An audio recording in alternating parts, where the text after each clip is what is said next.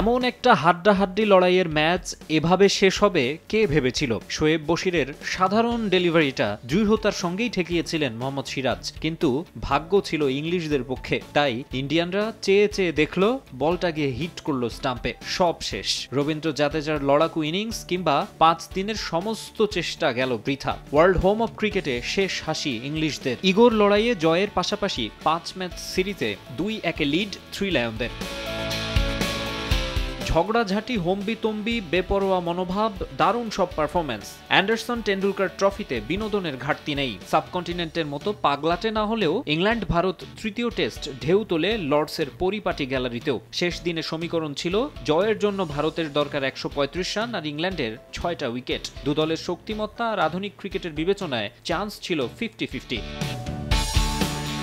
তবে দিনের শুরুতে টোন সেট করে দেন জফরা আর্চার। তার এক গোলায় ওড়ে ঋষভ পন্তের স্টাম্প। দক্ষিণ এশিয়ার বাইরে অসাধারণ সব ইনিংসের মালিক দলীয় 71 রানে প্যাভিলিয়নে ফেরায় বিপাকে পড়ে যায় ভারত।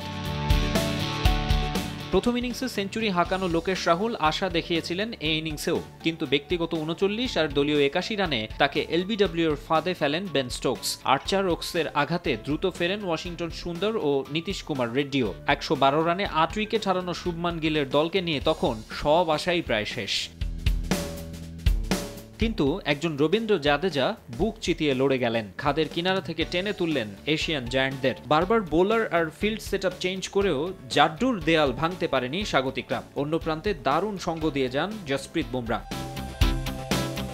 তবে 53 বল খেলার পর ধৈর্যচ্যুতি বুমরার। স্টোকসের বলে উচ্চাভিলাষী শট খেলতে গিয়ে সর্বনাশ ডেকে আনেন। 35 রানের মূল্যবান জুটি ভাঙে ভারতীয়দের।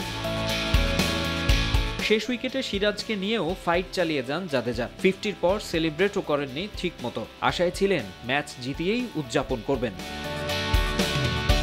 কিন্তু তা আর হলো না। 170 রানে অল আউট হয়ে মাত্র 22 রানে হারের আক্ষেপ নিয়ে মাঠ ছাড়তে হয় টিম ইন্ডিয়াকে। 2 ইনিংসে 5 উইকেট আর 77 রান করে ম্যাচ সেরা ইংলিশ ক্যাপ্টেন বেন স্টোকস।